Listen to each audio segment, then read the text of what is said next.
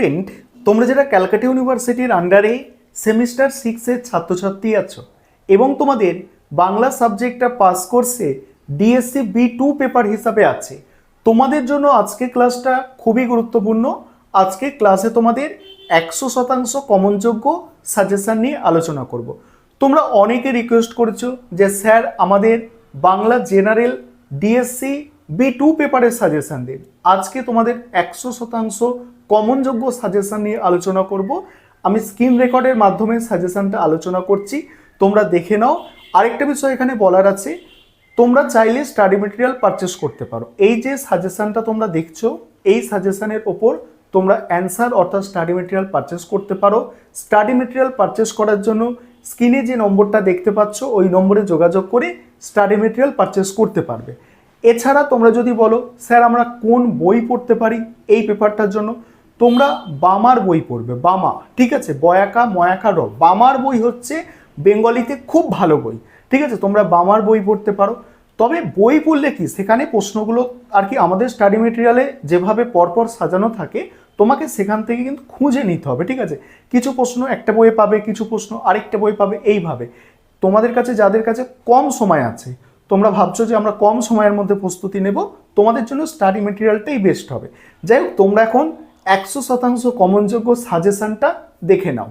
এবারে তোমরা সম্পূর্ণ সাজেশনটা দেখে নাও।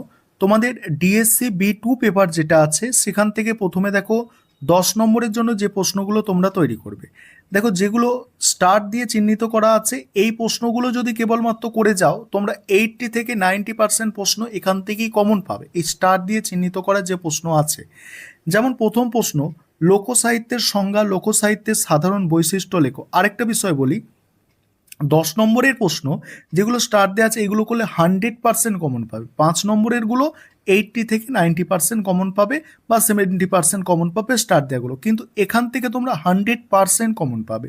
পরের প্রশ্ন, ব্রত কাকে বলে?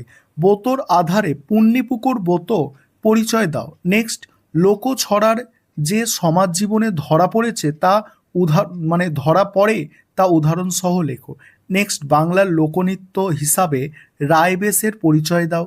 নেক্সট, প্রবাদে সংসার জীবনে কিভাবে ধরা পড়েছে প্রবাদে উদাহরণ সহ আলোচনা করো। নেক্সট আছে, বাংলার আঞ্চলিক লোকসঙ্গীত হিসাবে ভাইওয়ার পরিচয় দাও।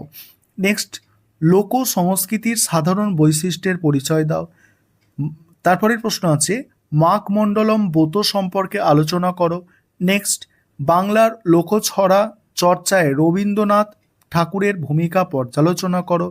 নেক্সট, বাংলা আঞ্চলিক লোকসঙ্গীত হিসাবে ভাটিয়ালির পরিচয় দাও। নেক্সট, লোকসাহিত্যের সঙ্গে তথাকথিত শিষ্ট সাহিত্যের পার্থক্যগুলি সংক্ষেপে আলোচনা করো। পরের প্রশ্ন আছে, পুণ্যিপুকুর ব্রতর পরিচয় দাও। নেক্সট, ছড়া পাঠান্তরের কারণগুলি লেখো। নেক্সট, প্রবাদ রূপকের বহুল ব্যবহার বিষয়ে আলোচনা করো। পশুকথা বৈশিষ্ট্য পর্যালোচনা করো।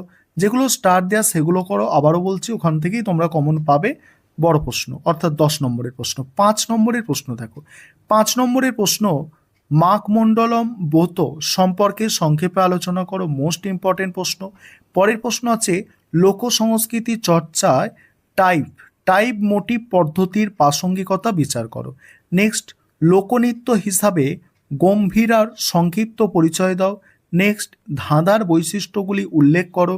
নেক্সট, শাশুড়ি বউয়ের সম্পর্ক বাংলা প্রবাদে কিভাবে প্রতিফলিত হয়েছে তা উদাহরণ সহ বুঝিয়ে দাও।